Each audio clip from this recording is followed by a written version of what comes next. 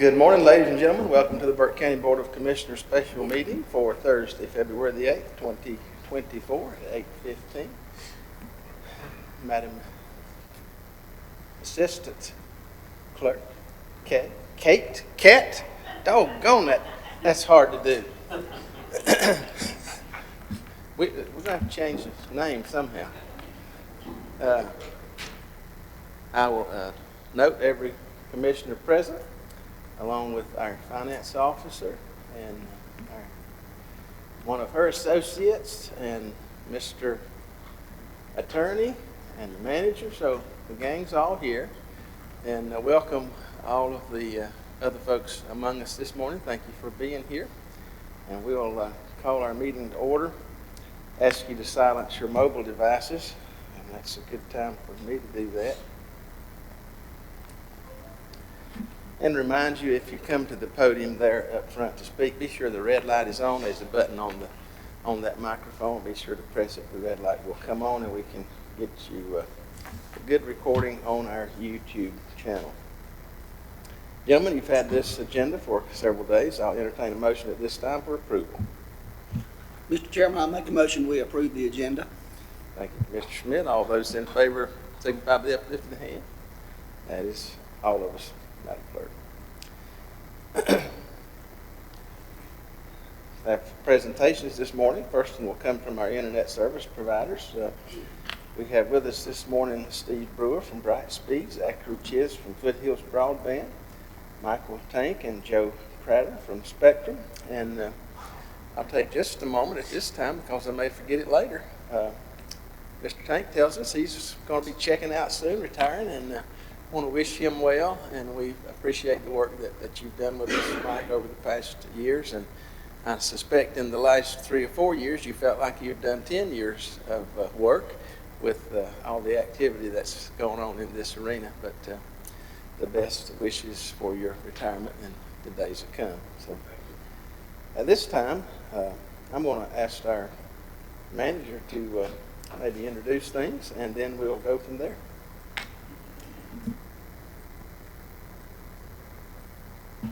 Thank you, Mr. Chairman, members of the board. I'm very excited about the opportunity this morning to provide what I think is a comprehensive update of where Burke County is with broadband.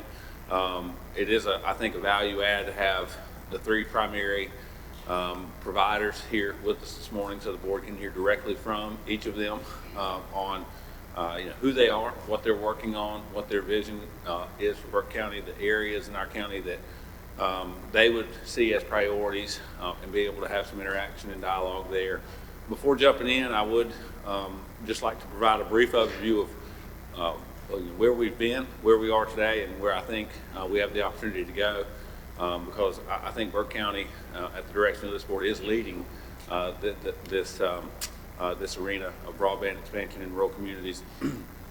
Commissioner Carswell and I actually got a direct email unsolicited from the state broadband office yesterday, validating that exact point, that this community, this county, this board has been leading and pushing for some time, and those efforts are now delivering results, right? So if I can briefly, I'll walk us through. The first thing that I would say is on your strategic plan under the specific focus area of community advancement, this board did adopt a goal unanimously of pursuing at least 90% of household coverage in Burke County. The technical term for that is BSL, broadband serviceable locations. Another way to think about that is rooftops, so that includes businesses and churches and homes and all those type of things. And you've made substantial progress on that. This has been a priority area of policy for this board, because we know that connectivity now involves every part of our life in every industry. We learned a lot through the pandemic. And this I think is becoming the same as rail and water sewer has been for prior generations. It's becoming a public service piece of infrastructure, and something that's critical, whether it's in commerce or education or healthcare, to be competitive. And that's what that's why I think we're working on this generational infrastructure goal. There's really been no pun intended, a wide spectrum of applications to deal with communication connectivity over time. But I think most folks agree fiber is the answer now. That's what all the grants from the federal government through the state have been aimed at expanding to provide adequate broadband, and really that's the only piece of infrastructure adequate to do so. Again, I talked about the concept of not adapting and losing some competitive advantage in commerce, retail sales, economic development. There are communities that are actively recruiting people to come live there just to work online, as we've talked about some of these less than ideal population trends. I think it's important to really connect the dots that all those things are tied together. The state of North Carolina has taken a leadership role with some of the federal dollars that they've received. One of the ways that they've led the way is through the North Carolina Great Grant process. Burke County, fortunately enough, received 2 great grants. The providers that were partners in that, those were all, the Great Grant process is essentially a competitive application filed by the internet service providers to the State Department Office of Broadband. There's a scoring system, and then that helps, the state grant helps the provider do the expansion. Really the county's role has been in a support advocacy, demonstrating the need, providing information, and being at the table to represent what community needs are.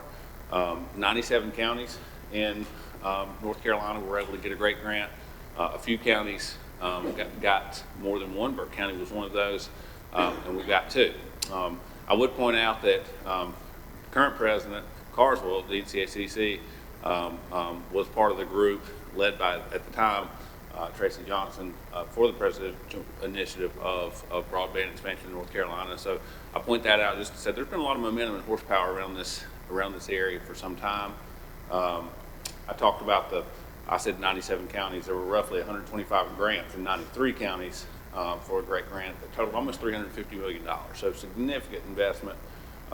Here in Burke County, we had 2. Brightspeed was in the eastern part of our county primarily. They got about 25% coverage there, roughly, and Spectrum was more in the north and south part. But between the two, $6.2 million of capital expansion investment that served almost 1,850 new locations. And all of that, I would point out, with no local money. So we've had significant improvement investment. What's next is the CAB program. So that's what we're here today to talk about.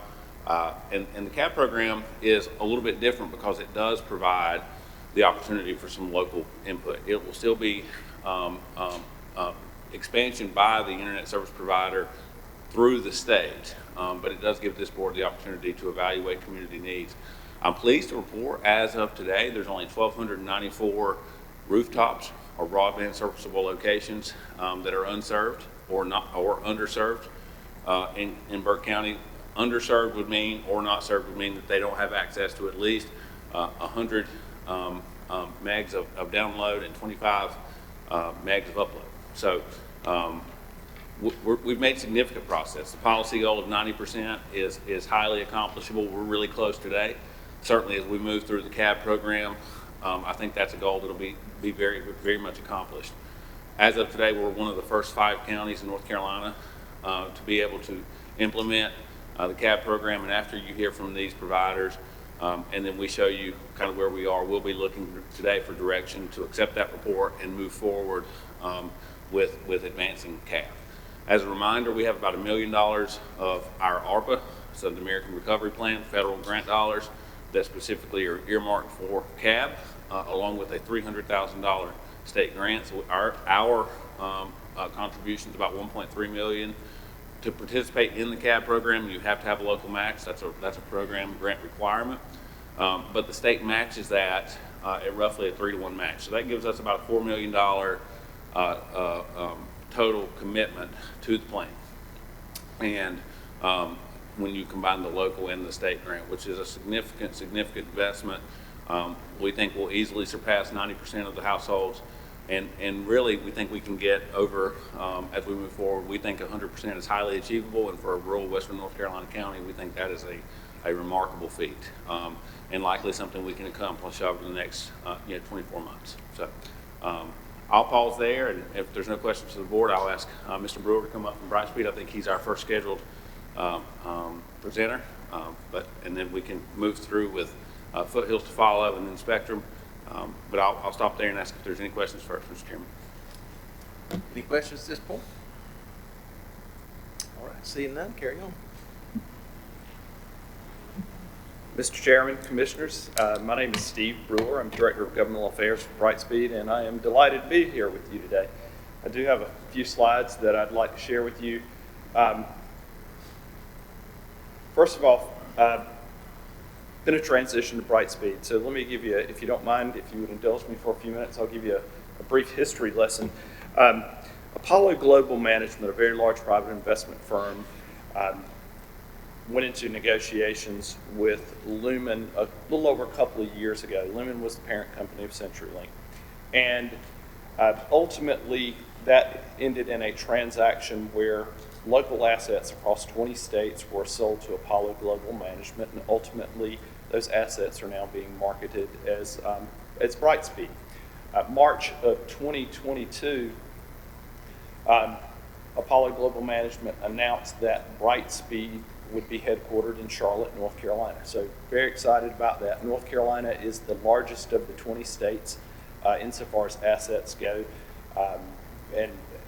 To give you some idea of that, the goal when the assets were acquired was to build 800,000 fiber passings in the state of North Carolina. When those assets were acquired, there was about 65,000 fiber passings within that footprint here in North Carolina. So shows you the scope of the level of investment that Apollo Global Management and Brightspeed are looking to make into North Carolina. Well, on October 3rd of 2022, we finally got the keys to the car, if you will. It took a little over a year to go through the regulatory hurdles to close the transaction. And since that time, Brightspeed has, as I just mentioned, Brightspeed is looking to build 800,000 fiber passings. Anything we achieve by way of broadband grants will certainly only serve to grow that number. I'm optimistic that we'll come close to 1 million based upon the state's grant budget and what we've got before us over the next couple of years. Brightspeed's also added 200 call center agents, and on average, we now answer the call, a customer's call, in less than 1 minute. We've also added additional 51 service technicians to the state of North Carolina. With those additional resources, when comparing the service metrics from the days of CenturyLink to what we're experiencing today, we've seen tremendous improvement in the mean time to repair and the mean time to install service. So very happy to announce that. And again, the overarching goal of Brightspeed is to bring as many fiber passings across these assets as possible. And there's a lot of positives that come with that. First off, fiber's not stolen. You would be very surprised at the level of copper theft that you experience in trying to manage a copper network. It's been incredible. But fiber is not stolen. Corning, our primary fiber vendor right next door in Catawba County, they have developed a technology for the installation of fiber that we refer to as plug and play. And it enables us to deploy the network much faster, and if it is not a transport fiber that were to get damaged, it enables us to replace that fiber very, very quickly and get the customer back up and running at really just a very quick turnaround. And then, as Brian mentioned, the additional fiber deployment opportunities by way of broadband grants that are on the horizon. We have CAB, which we're about to go through right now. And then on the heels of that, the state has been allocated $1.5 billion from the federal government's $42 billion plan. And that program should kick off early next year. So, and that program, quite honestly, is designed to get us to the universal coverage. So as your county manager indicated, I feel very confident that we'll be able to get Burke County to universal coverage. So this slide represents our footprint in Burke County. So, we serve, I'll say the eastern portion of the county. And what you have on the screen here are the eligible CAB locations. So within the footprint or the wire centers that we serve, primarily Hildebrand and Valdez, you have approximately 500 locations that are eligible for the grant program. Right now, they're immediately eligible for the CAB program, and if there are any of those locations that remain post-CAB, then the BEAD program would come into play and hopefully serve those locations. 493 is what we're seeing today out of this footprint right here. So if you look at this slide, the lighter blue dots are your CAB eligible location, meaning they don't currently have service today of at least 100 by 20. There are approximately 620 locations that you see on the orange dots there that we are going to serve by April of 2025 through the GREAT grant that we received for the county. And then you'll see in this footprint, there's a very small number, the northern tip of this particular footprint, where my friends from Spectrum will be providing service via an RDOF, which is a different federally funded program. So, the exciting news here, there is certainly a path forward by way of CAB and the GREAT grant program to serve these locations that are underserved. What you're not seeing on this map, though, is, if you'll remember, I said earlier that Brightspeed is looking to bring as many fiber passings as possible. Well, Apollo Global Management committed over $2 billion to that process for Brightspeed to build as many locations as possible. What you're not seeing on this map is the fact that we are actually going to be building close to another 6,000 fiber passings within this footprint for locations that are technically ineligible for any grants, meaning they do have service at some level. If you remember in the past, the GREAT grant had a speed threshold of 25 and 3. Well, that speed threshold for the CAB program has now jumped to 100 by 20. However, in the Hildebrand and Valdez exchanges, we're in the process right now of building out those with fiber. That fiber will initially provide 1 gigabyte of speed in both directions, so 1 gigabyte symmetrical speeds, 1 gig coming into your location, 1 gig going out. Our vendor, Corning, is telling us we should very quickly be able to bump that up to 2 gigabytes, and ultimately it's going to be capable of carrying 8 to 10 gigabyte of speed. So we're really building a future-proof network. And what we build by way of the GREAT grant process, it's the exact same technology that we're using for our private investment. So very quickly, you're going to see over the next, I'll say 12 to 18 months, you're going to see about 6,600 broadband serviceable locations in this area be equipped with the Brightspeed fiber. Any questions? And I understand GREAT grant CAB. So the BEAD program, all these acronyms are confusing. Yeah. So the average person, can you explain what that acronym stands for? And is that the $1.5 billion state funding that is after GREAT grant, after CAB, and then that pot of money comes into play, and that acronym is known as BEAD? Yes, sir. The state initially received $750 million from ARPA funds for the purpose of broadband deployment. That started out as a $350 million GREAT grant program. And that's essentially where the providers came to a county and the state collectively and said, this is where we can get the biggest bang for the buck. Okay? And that's where my friends from Charter wound up with a grant here. We wound up with a grant here, as illustrated, the orange dots that are on the map. So that was all part of the GREAT grant program. And then the state actually was able to siphon off about $50 million from the CAB program to put towards unfunded GREAT grant applications. They were trying to get as much out the door as they could so we could go ahead and begin the building process.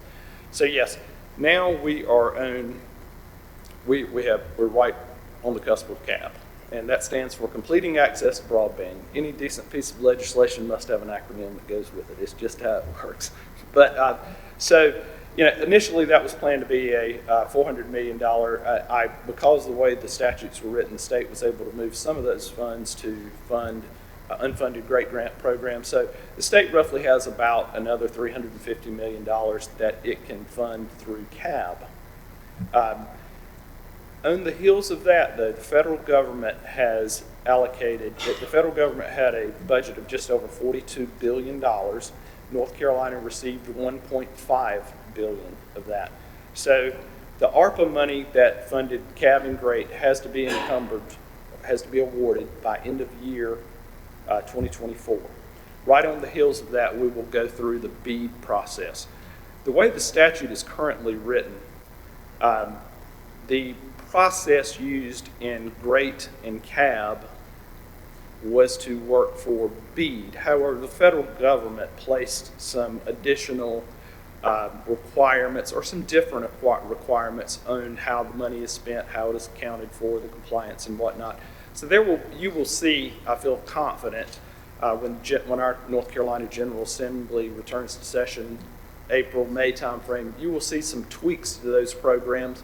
And quite frankly, you may see them just simply rolled up into one program to spend the state's $1.5 billion in the BEAD. But as a commitment for a state to receive BEAD funding, there has to be a commitment and a plan to get to universal coverage. And that's universal coverage with speeds of 100 by 20.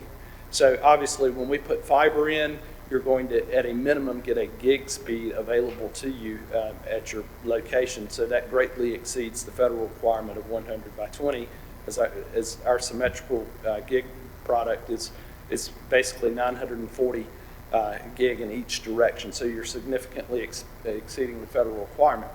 But so you will see, I think you will see some legislative tweaks coming up April, May timeframe. And that will show how the state ultimately will administer the BEAD funds. But again, the BEAD funds are designed to get us to universal coverage. I think you will see the vast majority of that be by way of fiber. Certainly there are going to be some locations within our state that are so challenging to get to, largely because of geography, that you may see additional technologies, or you will see additional technologies used to reach particularly those hard to reach. But for the most part, I think you're going to see just a huge expansion of fiber across our state. I'm very excited to hear that. Any additional questions? So you're saying we go 1 gig up, 1 gig down, your prospect is 2 up, 2 down? Is that what you're looking for? And ultimately, our vendor Corning is telling us we'll be able to go higher than that. So we're really putting in a future-proof network, which is Because it's all ground fiber? Well, some of it will be deployed aerial, some of it will be buried. Okay, plug and play. What would happen to the fiber that would have to be replaced if it's up or down? Sometimes the fiber gets cut. Unfortunately, there's automobile accidents that take out utility poles. If the fiber's on a utility pole, it could become damaged like that. But the exciting thing, if it's not a piece of transport fiber, with this new technology that we're using to deploy, it generally does not require splicing. Splicing is the most time-consuming aspect of repairing fiber. So we have, they call it push lock, is the deployment that Corning has made available to us, and it's, to be quite honest with you, I can do it. I have done it. Now I was in a nice conference room, and I wasn't on a pole or trying to put it underground, but it enables us to deploy faster and to repair faster. And again, another advantage with fiber is a lot of times we can tell a customer has an issue before they can, and hopefully we can resolve it before it becomes an issue. And quite frankly, when we get customers on fiber, you don't tend to hear from them a lot because fiber is not impacted by weather as copper is, as I mentioned earlier. You don't have copper theft issues associated with fiber. So it's truly, it's the way to go, and we're very excited to be bringing that to North Carolina. We're trying to get to 90%. You're obviously aware of that. So how is the cost going to affect the people in Burke County? What do you think it might be?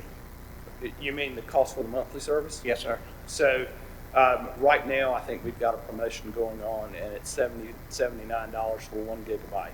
So it is very, very, it's. Is that comparable with Yes, others? sir, absolutely. For right now. Other questions for Mr. Brewer? And Johnny, we often read each other's minds. I was wondering about cost myself, but to follow up on Johnny's question, is there, because people are going to ask us, is there a program for low-income families for affordable Yes, sir. high speed? And what does that look like? How much will that cost? And when will that be available? So right now, the federal government does have a program called ACP, Affordable Connectivity Program. Unfortunately, as we sit today, that program is set to run out of funds in April, I believe.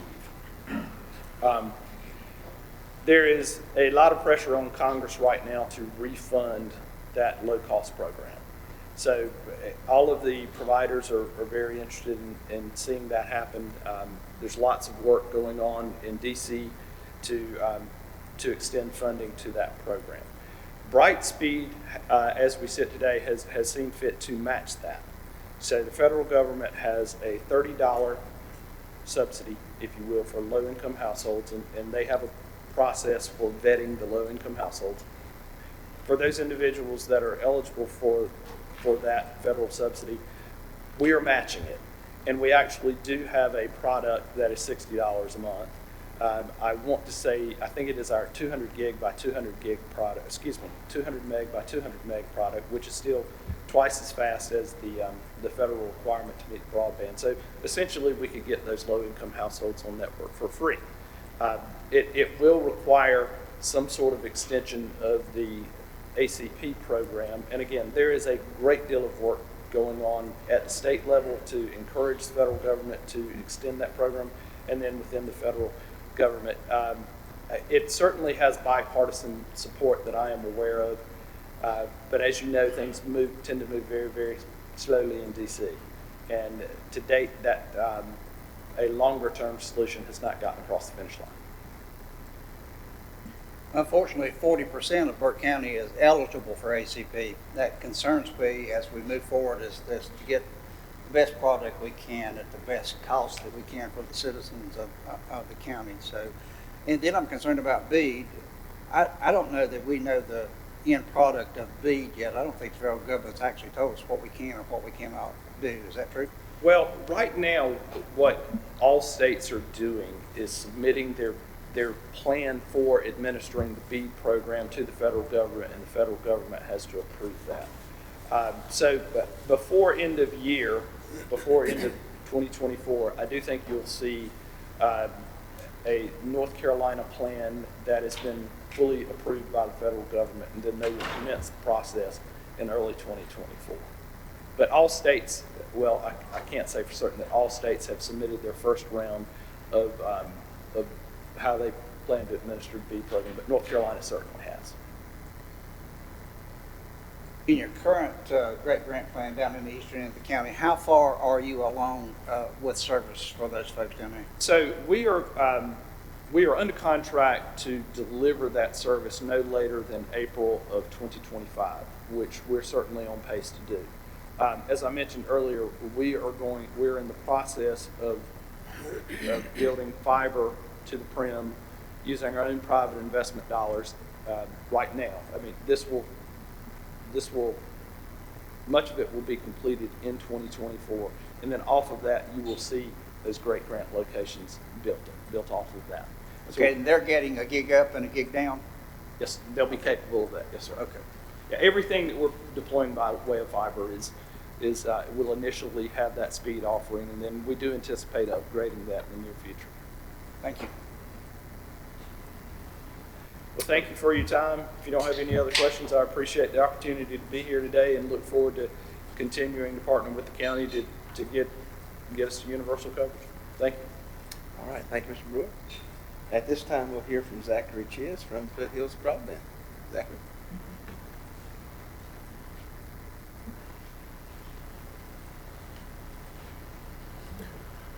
Good morning, Commissioners, County Manager. Ashley, thank you for putting together the breakfast this morning. My name is Zachary Chiz. I'm with Foothills Broadband, and one second here, we got technical difficulty. Can I control it? I got it. Yeah. Let's start back from the beginning here. So I want to talk through a little bit of why Foothills Broadband started this past year. Just to give you a run through, some of you have heard this story probably multiple times. Johnny, I think you have. Jody and I grew up in this county. Grew up in Valdez, right off exit 107, going to Bergmont and Salem. All those names you guys are all very familiar with. And Jody grew up in Drexel, right in downtown on Main Street. And this county is part of our home. This is where our family lives, just like you. We started this because of her mom and dad living on Flat Gap Mountain up on Lee J Road. And if you've ever been over top of the crest of that hill, there is no internet and cell phone service. It's very difficult to get up there, and we just discussed that. It's kind of a problem for them. And a few years ago, they both got COVID, like many people in the county did, and put a strain on their lives. Some of you know that personally. Jody looked at me and said, "You are an engineer, go fix this."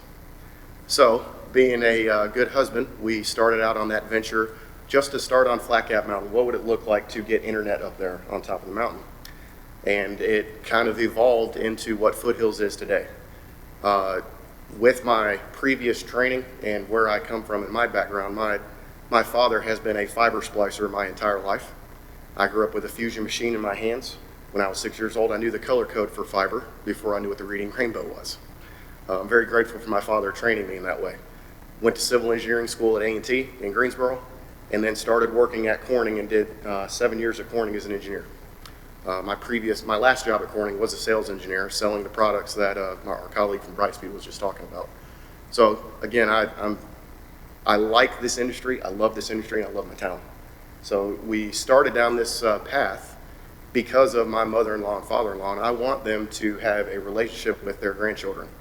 And where we lived previously in Mississippi for my job, FaceTime was impossible unless they came off the mountain. So we started down that venture on Flat Gap Mountain, and we decided and moved forward with building all of Valdez, Drexel, Conley Springs, and Rutherford College with fiber internet, fiber to the home, 12,000 total home passings, and that's what our current project build is right now. That's what we're doing currently. If I can control this, here we go. So just to give you a rundown of what our company makeup is right now, we buy local and we hire local. All of our product comes from Hickory. All of our employees are either from Burt County or Catawba County. So they are all local people that have a vested interest because their families live here. Right now we have over 45 years of industry experience in the office between our construction director, our fiber splicers, our technicians, and myself. So we're trying to make sure that we hire the right people to start a small company, because that's what we are. We're small. We're small and we can do a lot with a little. And as of right now, most of our contract labor, we have 5 contractors in-house that are laying our cable. One of the points you made, we're 95% underground. That way it's protected. Our contractors are from North Carolina. A couple of them are from Roadhiss, Granite Falls, Hickory area. One of them's down in Monroe. So we have hired people local in this area that, again, have a vested interest because they live here. Now, our current business plan, we are going to do truly 100% fiber to the home. So from our CO that is in Valdez, and I'm going to talk about our partnership with the communities here in a second. From our CO out to the house, it is fiber to the home. We are going to be bringing the fiber directly into the house. It's not going to stop outside. There's no transition point. It goes fiber straight in, so that you have the best latency, best upload and download experience, like we've been discussing this morning. We are going to utilize the XGS PON network, so that is the most upgraded technology for passive optical networks that it's available. That's the electronic component that helps get you to that 10 gig speed eventually in the future. So that's what we're going to be using. It's a one-box solution, and I'll talk about those here in a second. So the industry manufacturers that we're using, we are going with as much as possible the best manufacturers that are there. So Nokia Optics, Nokia usually works with tier 1 companies. That's your larger, Brightspeed, Spectrum, larger companies. We have a partnership with them to use their technology, which is fantastic for a small company. We're using Juniper routers and switches, so that's, again, tier 1 material for a small company. And Corning fiber. And the good thing that I have from my relationship at Corning is the products that we're using is the best technology that's out there. It is the push lock technology we just discussed. The part of that is called the Evolve terminal. It is the smallest platform to put fiber into and to plug into. It is very easy to use, like we said. And it is what should be the industry standard moving forward across the country. And it is what needs to be in the ground. That is, from my engineering experience, that is true. Sorry, there we go. So providing fiber internet, our overall goal, and I have a few maps up here to talk through this, our overall goal is to not stop at the towns of Rutherford College, Connolly Springs, Drexel, and Valdez. Our overall goal is to build fiber across Burke County. And I'm going to say just Burke County. That is our goal. This is where I grew up. This is where I live. I want the people that I grew up around to have the same experience that I'm going to have in Valdez. So with that being said, we have 2 different types of packages for home and business. Capable right now, because we have customers that are using it. The smallest package for the home is 100 by 100. Then we go to 1 gig and then 2 gig. I currently have business customers and residential customers in Valdez on a 2 gig package. And they're very excited about it. The best part about the package that they have, the equipment that's in their house is already 10 gig capable. So tomorrow we could push them 10 gig if we needed to. So we started with future proofing so that when we get to that point and it's needed, we can go ahead and make the switch. Our current build area, this is in the Valdez area. So I'm going to walk through it because it's a little hard to see. I noticed that now, sorry. So we're going all the way up to, and I think you guys would know these terms when I say it, we're going all the way north to Roadhiss to the river, south to Lee J. Road, down towards 18, going towards Shelby, so South Mountain area, over towards Eichard, so we're going to stop there at the county line near Eichard, and then we're going to stop before the Morganton city limits on the other side of Drexel. So that is our current build plan, and right now we are on track to have 12,000 home passings built and serviceable with fiber by October 30th of this year. Currently we're doing 12 miles of underground construction a month, and recently in the last few weeks we have received our aerial permit to go over Interstate 40 to get to Lee J. Road. We have REA's permits for going up on top of Flat Gap Mountain, and currently the engineering work has gone really well.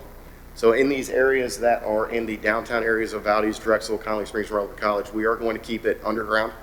That's where our permits are going to be. And the partnerships that we have with these towns, we have a blanket underground permit with Valdez, Drexel, and Connolly Springs already in place. So these towns know what we're doing. We give them weekly updates. We talk to their city manager, town managers, and we've tried to partner with them to make sure that they know what we're doing every day moving forward on their streets. One of the things that we also have in place with our partnership with Valdez is our CO building is sitting on a Valdez lot that we are leasing from them. And it's directly across the street from the fire department. Johnny, I believe you've seen it. And best part about that is it's being right next to the fire department. We ran our first fiber over to the bunkhouse for the fire department. And those guys are enjoying 2 gig internet for free as they're waiting for the call. So it's not for official use, it's for those guys to use while they're waiting for, to go save lives. So that is our current build area that we're looking at. And then our expansion project, this is Burke County as a whole, so we are looking at these areas. This is from the FCC map. Those colors are current build areas for either great grants or cab grants. So this is information everybody can receive off the internet. But just to show you, these are the areas that we've located. So if you see in the blue lines inside of Burke County, those are polygons that we've located that we want to go and start building immediately. That's where the majority of your customers are, or your constituents are, that don't have fiber to the home or adequate internet. So I'm going to zoom in a little bit on that. Potential cab areas, so Flat Gap Mountain. This is a potential area where my father-in-law and mother-in-law live. I'm going to say right now we already have a build plan, and we will have this completed by the end of March. So it can be removed off the list, quite honestly, because we're going to be finishing that. Southeast Burke County, that is another area. So going south down towards Highway 18, we are trying to get down that far, past Lee J. Road and Mineral Springs Mountain Road. So that is another area that is cab potential area. Jonas Ridge, I think we all know that one very well. That is another area that on the mountain that is potential. We actually have already started engineering and designing that. In the case that we have the opportunity to partner with you on that, we are trying to do our homework. So a couple of things that we are working on right now in that, I already have our transport fiber to get to the top of the mountain to help with build cost. We already know where we're going to place our CO building if we have to place one up there on top of the mountain. We already have the engineering in progress. We'll have engineering completed in the next 3 weeks for this. And we already have the contractors lined up to be able to go up there and do it. So it's pretty much a give me a green button and we will go and build it. Another area, this is right outside of Brindletown, if you guys know where that's at. So outside the Morganton city limits. This is another area that needs to be built, and it's kind of the convergence between REA and Duke Energy. So that's another area that we have identified.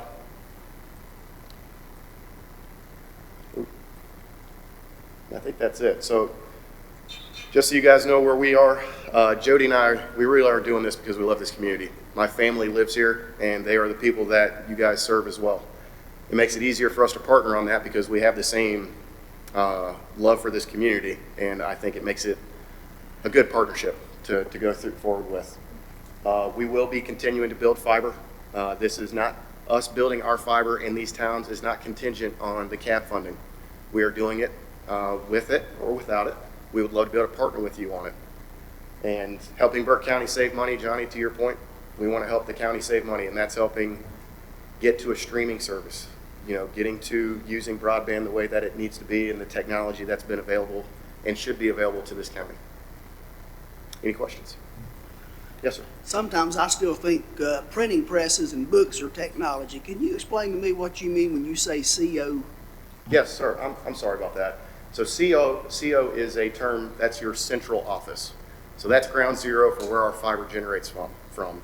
So the building that we have in Valdez is a 145-mile-an-hour windproof building. We've got cameras all the way around it. There's a fence around it, and you are more than welcome. It's right next to the cash points in downtown. You're more than welcome to go drive by and take a look at it. And inside of this building is where all of our electronics are that push the internet out on the fiber to the house. It has to be a secure building, so that's why it's the way it is. But when you go inside, just because I am a fiber guy, not the electronics person, there's a lot of blinky lights inside of it. So it's really cool to see when you go inside. It's kind of loud because you have air conditioning, and the switches are loud because they're pushing out a lot of power. But I welcome you coming to see it if you would like to see it someday. Questions for Zachary? Let's talk about affordability. What your customers are going to be seeing as far, you know, there's other presenters here today, so how are you going to compete with that? Yeah, so our packages, I don't have a problem talking about our packages because that's public knowledge. Our 100 meg internet, the symmetrical 100 megabits per second, starts at $65 a month. Everything with the taxes are included in that. So when you see your bill, it says $65.00. There's nothing added onto it. There is no contract. And 5 years from now, our package will still say $65 a month. And I think we've all seen from the technologies that we've all had in our own homes, for some reason, our prices go up without knowledge. That's one of my concerns, and what we've heard from many people in Valdez, that the concern is, well, in a year, is my price going to go up? Nope, $65 a month for that. Our 1 gig package is $95 a month. What that does get you, though, is the box and everything inside of the house. You don't have to pay for a lease for the box. You don't have to pay a lease for the equipment that comes in there. And 5 years from now, it will stay the same at $95 a month. And to that point, though, with the funding from federal government, if Congress can get through the ACP funds for the next few years again, that's something that will be available to the constituents here. How you gonna get fiber to Jones Ridge? Say that again? How are you going to get fiber to Jones Ridge? So the way that we are going to do it, we actually drove this out a couple weeks ago. Getting up 181 is kind of tough. The poles going up through there are, before it transitions to Mountain Electric Cooperative, are not the best in condition. So what we've decided is to use a transport fiber from one of our partners that has already got fiber up there to get back to our CO. So it allows us to use leased fiber to build to a separate CO on top of the mountain that will provide fiber internet. That coming from Avery County? I can't disclose that. I apologize. We can talk in a closed session about that. So if you get there, the cost, you're gonna be able to keep the cost the same thing? Yes. Okay. We have the cost modeling worked out to where it will be the same price for everybody across Burke County. Any more questions? So how do you get the service to your CO? Where does it, explain that to us. Some of us Yeah, are sure. not quite So, familiar. so there is a, we call it an internet hotel or exchange, where everybody's internet generates from, and ours comes from Charlotte, North Carolina. That is the literal ground zero where everybody pumps out internet. Where we're at there, Verizon has space there. I believe most of the other tier ones have space there. We have a rack space. It's called Digital Realty. We have a shelf and rack space in Digital Realty that we lease from them, that our fiber starts there, runs up 321 to our CO in Valdez, and powers our internet from Valdez to Burke County. So that's how it gets to Valdez, is from the internet hotel in Charlotte. And you can do all of your work with 5 people. No, not right now. So right now, yeah, that's a good point. So we just hired 2 more people. We're up to 7 now. We have a construction director who is leading our construction effort. He has a construction project manager under him that we'd hired. Our construction project manager is like me. He came from Corning. So he has industry experience and fiber experience. He actually used to be the guy that tested all the products before they were released. So he knows the products very well. We are hiring 3 more technicians to help with installs. So we'll have 5 total technicians in the field.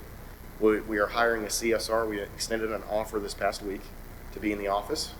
And the most of it will be contract labor for our construction efforts. So by the end of the year, we will have 15 people total. But with fiber internet, you can do a lot with a little. 15 people is enough to run the company. For now. Mr. Chairman, I guess one of the things I'm having a hard time getting my mind around is the infrastructure piece of this. Is, like, for example, going out Highway 18 towards George Hildebrand. Yes, sir. With the potential of competition for providing service, does that mean that there would be 3 fiber lines running, or is there agreements that are made company to use some of those same resources?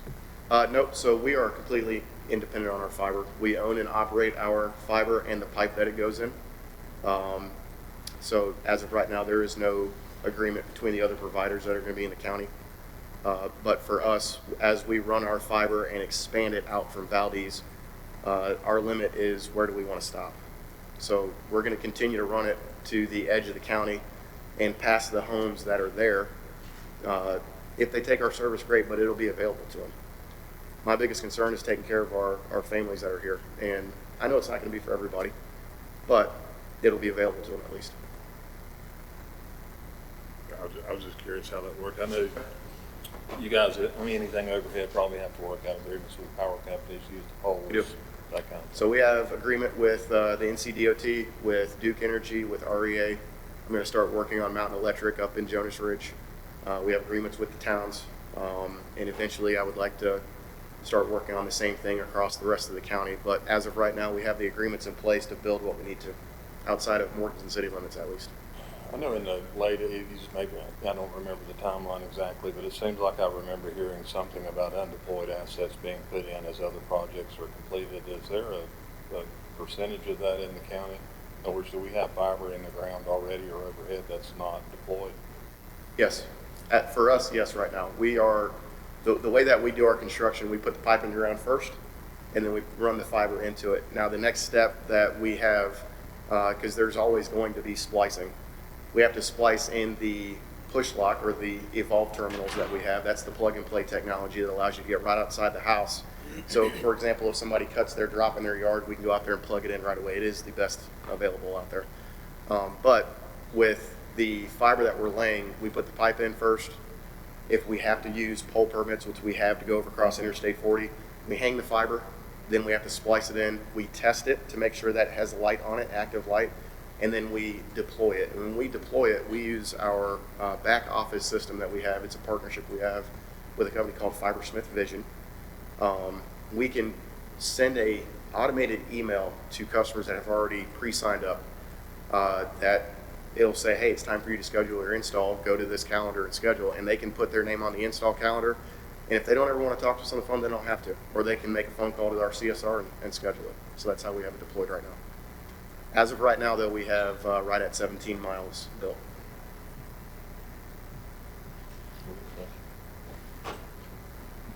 Let me piggyback on that. How does fiber, we're going down Highway 18 like Randy says, where is the fiber? Is it right off the side of the highway? Is it close to a telephone pole, or how? So what we build, so it has to be off the highway. There is an easement, and the DOT regulates what easement they have because the DOT owns Highway 18, right? So they tell us the right-of-way or from edge of pavement over how far off we need to be. Most of the time, if you see a power pole, that's in the easement space. For us, we build it right next to the power pole because it allows us to take our drops, if we need to, take the drop to the house straight up the pole and over if we can't build it underground. So, for example, some of the homes that are on Lee J Road, which is an REA build, some of the homes up there, there is no physical way to run a drop through the ground because it's rock. Okay, we wouldn't be able to put it underground. It would cost us a lot of money to do that. But working with REA on this, if we have underground up there, which we're going to have some underground on Lee J Road, we put the fiber right next to the pole. We can run it up the pole and run it to the house. That way we can still serve that customer. Mr. Chairman, I'd like to come back to Steve saying that you've got right-of-way easements, right, correct, with your product? Okay. And he indicated yes. Yeah, we all have to. It's part of the job. Any questions? Other questions, Zach? All right. Thank you guys for your time, and look forward to helping serve this community that we all live in and have family in. So thank you. Thank you very much. And as Commissioner Smith says, there's a lot of liberty in this stuff. So if you don't understand what's going on, ask questions. You may hear a lot more gibberish, but we'll get there. Now we'll hear from Mr. Tank and Joe Pratt. Guys, come on up and tell us what you got. Good morning. I am Mike Tank with Charter Communications, and as some of you already know, and Commissioner Britton's already alluded to, I am retiring next month. And so I've enjoyed working with the county here for many, many years at this point in time, trying to bring broadband to unserved areas. And I think we're making some good progress. There is light at the end of the tunnel, but we're not quite there yet. But really, I'm here today to introduce my colleague, Joe Prater. When I leave next month, the company is going to be refilling my position. So there will be a new person coming up and being your local government affairs person. What Joe does right now, he is overseeing our grants for North Carolina, South Carolina, and Virginia. So he's intimately familiar with how the grant process works. He knows what's going on here in Burke County. We've met with the county manager on prior occasion. So I'm going to turn it over to him at this point in time. Well, I should say, he's going to be kind of backfilling for me until the new position gets filled in. So he's busy right now. He's going to be a little busier for the next month or two until they get that backfilled. But he's going to share with you some information about what we've done so far with RDOF, with GREAT, and then what we can work out and how we would like to work with you guys on CAP. Joe? Always a tough act to follow with Mr. Mike Tank. 45 years. My shoes just got a little bit bigger standing here. So thanks for having us. We're real excited about what we've got going on. We want to talk about the future here in Burke County. We've got a large presence, so I'm going to talk about where we are, what we're doing, and where we'd like to go. So starting off with our impact here in the county, we pass about a little over almost 35,000 structures as of today. You'll hear people refer to homes passed. That means our network passes that home. We can service it. Doesn't necessarily mean they subscribe to our service, but we pass the house. So we've got 35 structures as of today, 22,000 existing customer relationships. And here's kind of a breakdown of those. We have a myriad of products that we offer. Obviously, our most popular is our internet service with over 21,000 current internet subscribers. We've got 10,000 that are taking our video, a little over 7,000 that has our home phone voice services, and then 9,000 in our most fastest growing service we offer, which is our Spectrum mobile service, the fastest growing mobile service in the country. And what I'm going to talk about here in a little bit are the 2,000 plus additional locations that we're currently building to, both through our federal commitment through the RDOF program and of course the North Carolina Great Grant. So to talk through those existing partnerships, you may be familiar with the Rural Digital Opportunity Fund. This was an auction we participated back in the 2019, 2020, right before COVID. Across North Carolina, we're building 128,000 plus completely unserved locations through that initiative. Here in Burke County alone, we're building to over 700. I'm going to talk through on a map in a little bit. But what's important to note is when we went through the auction with the federal government, these were census blocks that were completely unserved. Not a single rooftop had access to 25.3. There were partially served census blocks that were ineligible, which means if one person in a census block had access to 25.3, it was considered served at the time. This is very old, antiquated federal data.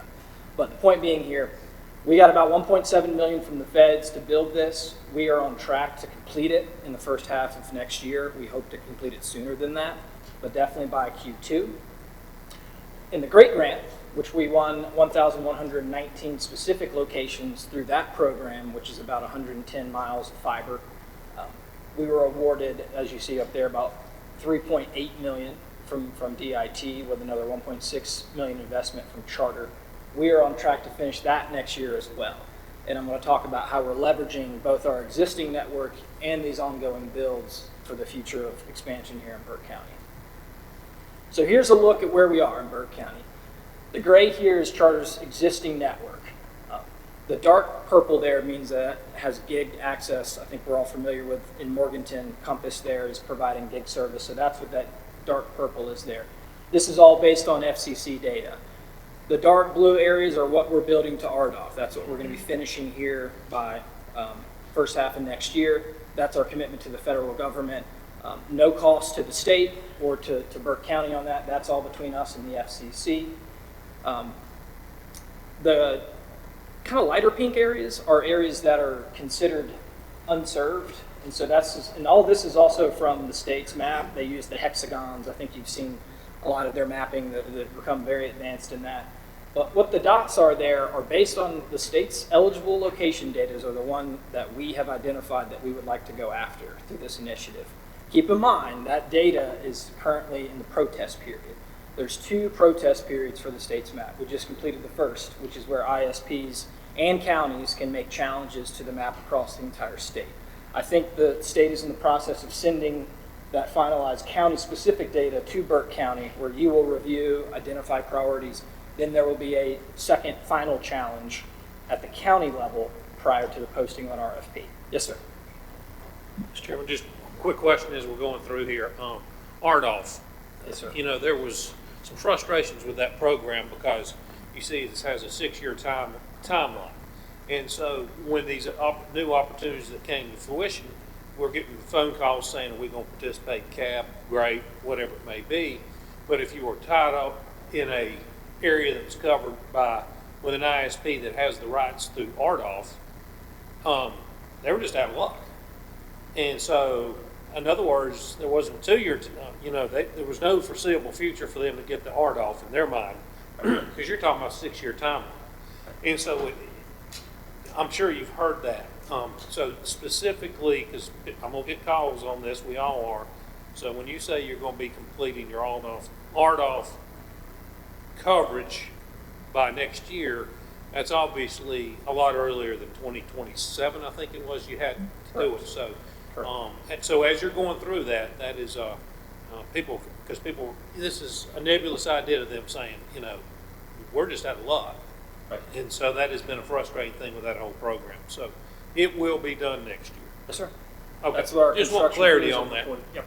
Thank you. And RDOF, by the way, is a commitment to 100% of the homes within those census block groups too. It's a full coverage of those CBGs.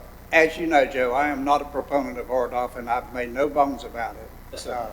Not really fond of the program. Michael already, me and Michael's done a dance on the table a lot of times about RDOF. How many people have signed up for RDOF in the Jones Ridge and South Mountain areas? They haven't been completed yet. Those are the ones that are supposed to be done by Q2 or Q3 of next year. You say you're going to be done by the first part of next year, right? Yes, sir. What do you mean by done then? Activated.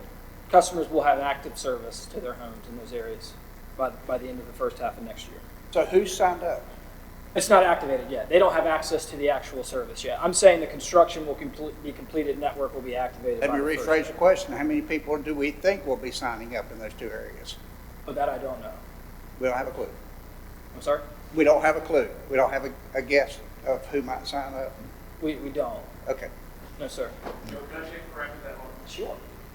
What we have seen is that You need to come up here so we can get you on the TV here. What we've seen is that a normal penetration rate might be in the 60 to 70% of the Okay. people.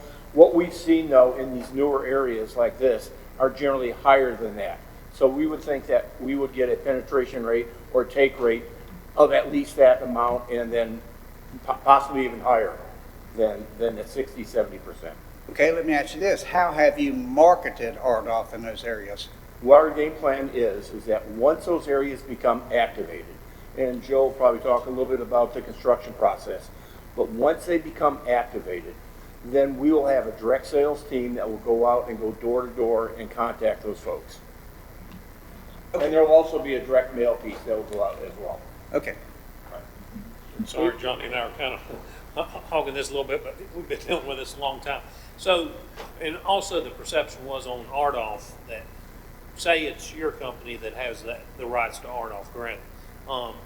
If you don't find it economically feasible, you can just pack your bags and leave after 6 years and leave them unserved again. Once again, perception. Right. Is there any truth to that? We So cannot I'm do getting that. crystal clarity on Yeah, it. no, we are 100% committed to these areas. Okay. If we were to go back now, the financial penalties are severe with the FCC. There's essentially no going back for us at this point. We've committed to these areas. Okay. Can another company go in your RDOF area and provide service? Absolutely. Nothing is stopping private investment from going in there. It's just through the state programs to avoid duplicative funding that they can't get subsidies to go in there. They can build privately at any time. There's no hold on that area. Anyone can build into there if they want to. Yes, sir. That's a common misconception that just because RDOF has been awarded that no one can actually build physical plant into those areas. That's just not true. But the federal government gave, and I'm not picking on Charter Spectrum, the federal government gave you a lot of money to make sure that these people had service, correct? Through RDOF. Yes, sir.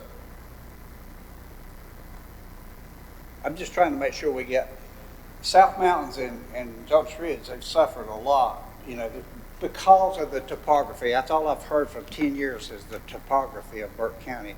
I just want to make sure that we're able to find an ISP that will, service these people in these two areas because they deserve it. Yes, sir. Probably more than anybody does. If it makes you feel any better, we've doubled down on Jonas Ridge because we've got a great grant up there now. So we both have a commitment to the federal government and the state of North Carolina. So I hope that shows we are committed to building that area up there. Yes, sir. Jonas Ridge is one of the 3 priorities that we're looking at. We've got kind of the whole southeast area. I know the county has kind of broken them down into smaller pockets at this point, and then the Brindletown.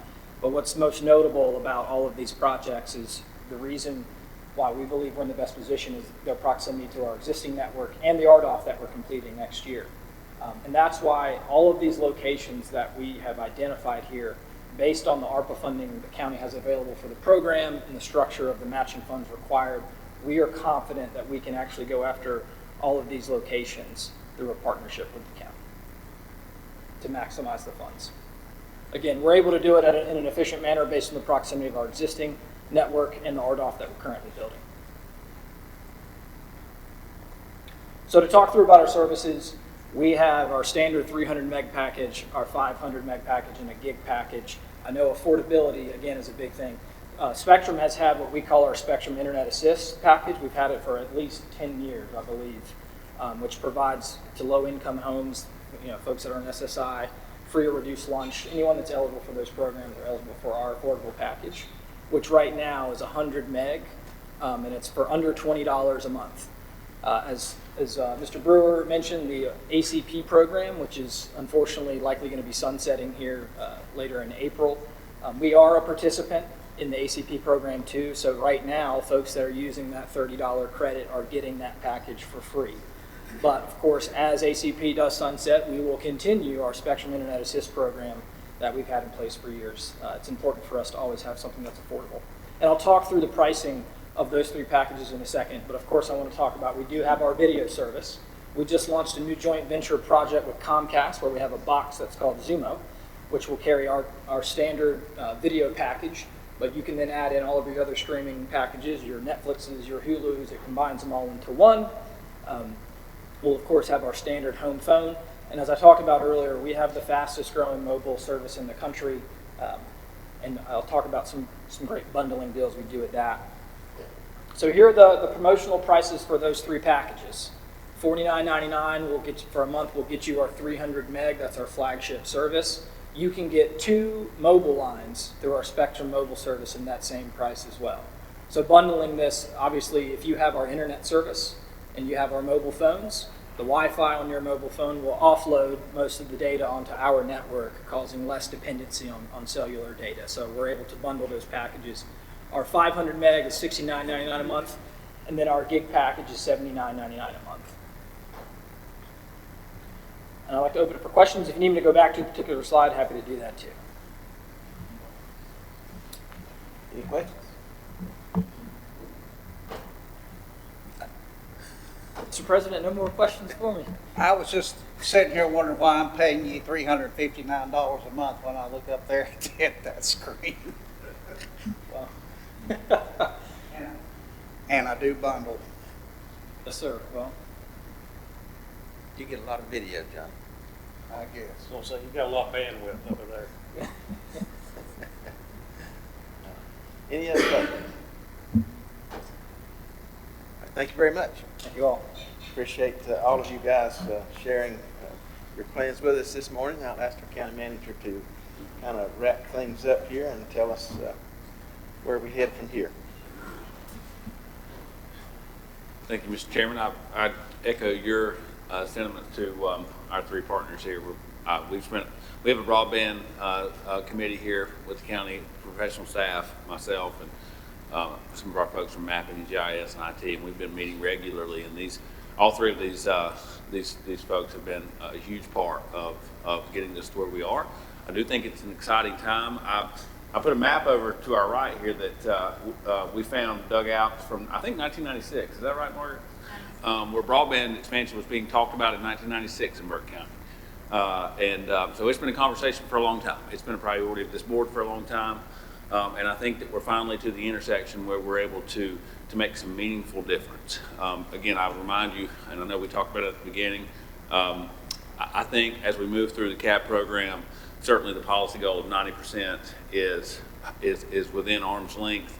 As we stand here today, only about 1,294 rooftops or broadband serviceable locations in the entire Burke County, parameters of Burke County, don't have a funded, planned coverage area. And we think that all of those, this concept of universal coverage, 100% of the rooftops is achievable over the next 2 years, with CAP being the first massive step towards that. They're working on pulling up an interactive map that we put together that will hopefully summarize what you've heard from each of the three providers. And Mr. Chairman, what we're looking for is we want to make sure you all see the map, and here's a printed version of what they're trying to pull up.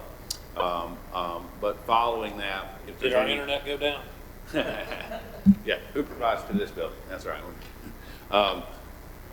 When we get it pulled up, if you have or any board member has specific questions, what we're going to try to show you, we've broken it down into 21 priority areas, and those are areas that are currently underserved or not served and aren't part of RDOF or one of the 2 great grants in Burke County. Again, the total number is 1,294, and what we'll be looking for again is questions to answer that the board may have on those, and then ultimately, if the board is comfortable authorizing us to begin moving forward with CAP. As we are waiting on that to pull up, let's take a little bit of time for the benefit of people that may be looking and describe.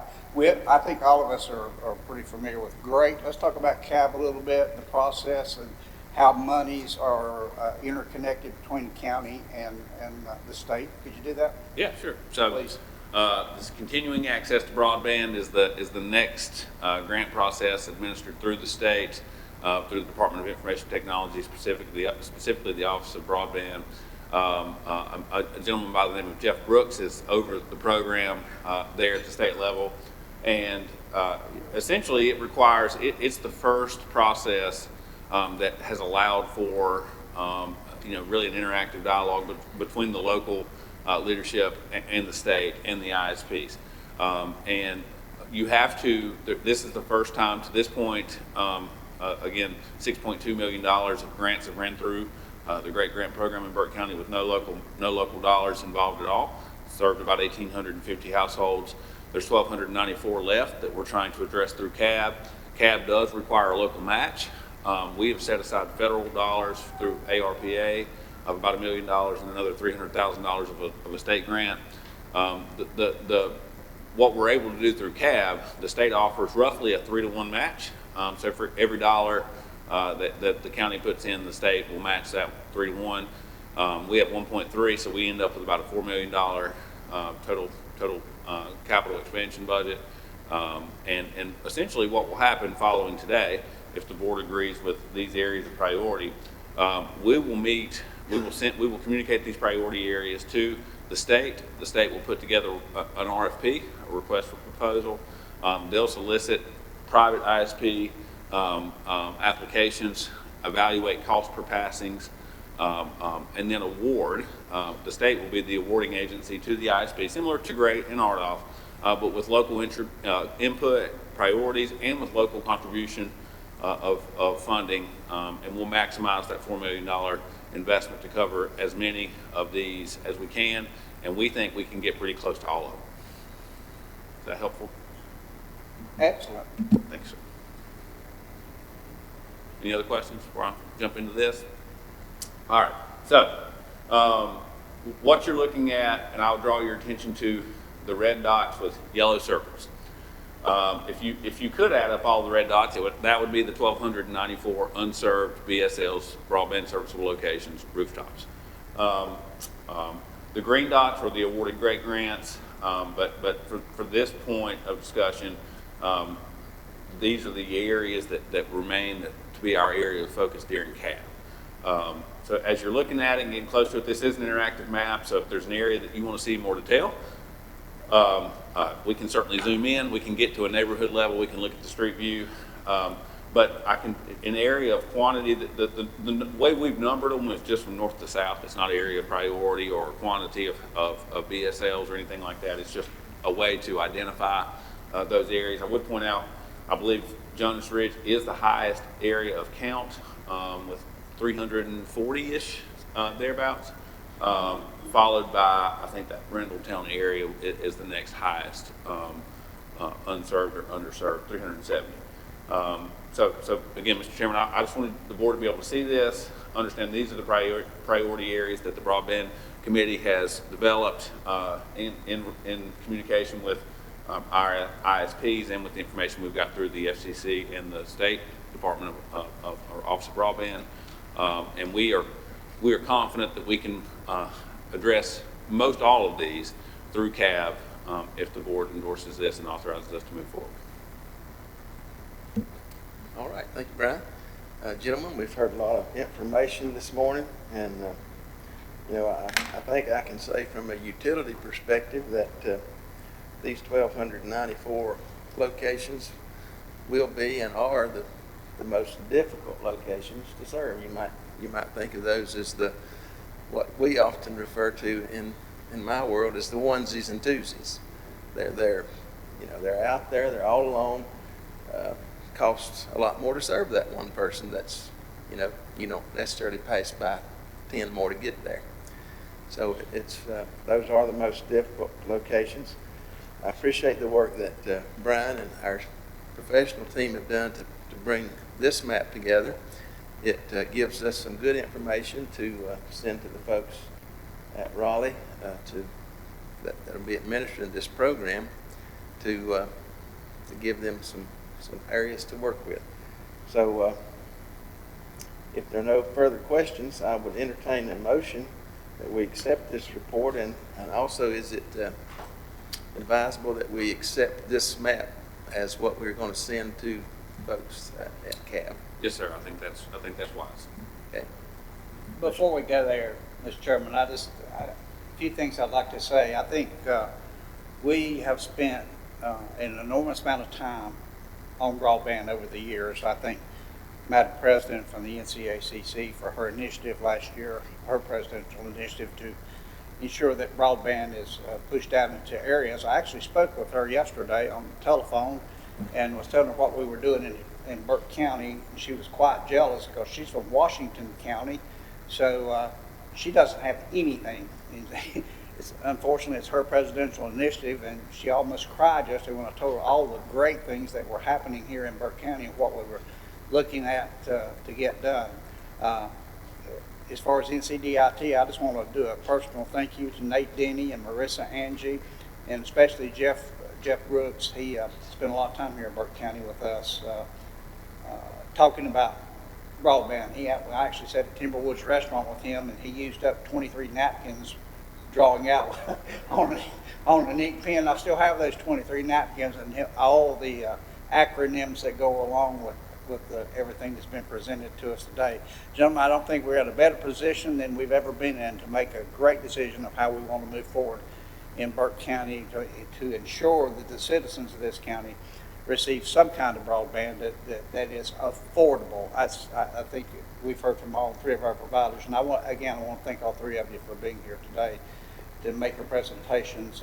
You've answered our questions most professionally, and we do appreciate that. So I just want to make those comments, Mr. Chairman. Thank you, sir. Mr. Chairman, if I could, I just want to make sure that we have a very well understood definition of what unserved means. My understanding is that the definition that we're using for the purposes of this report also includes underserved. Yeah, that's right. That's right. So unserved means you have access to nothing.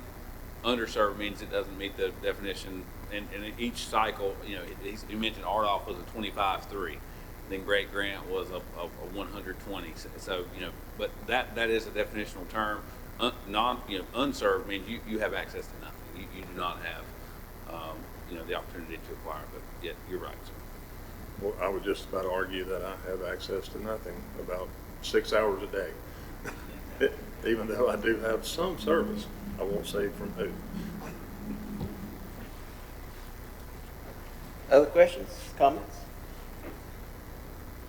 All right, again, I want to thank Scott Black and his team for all the efforts and work that they've done to make this has been incredibly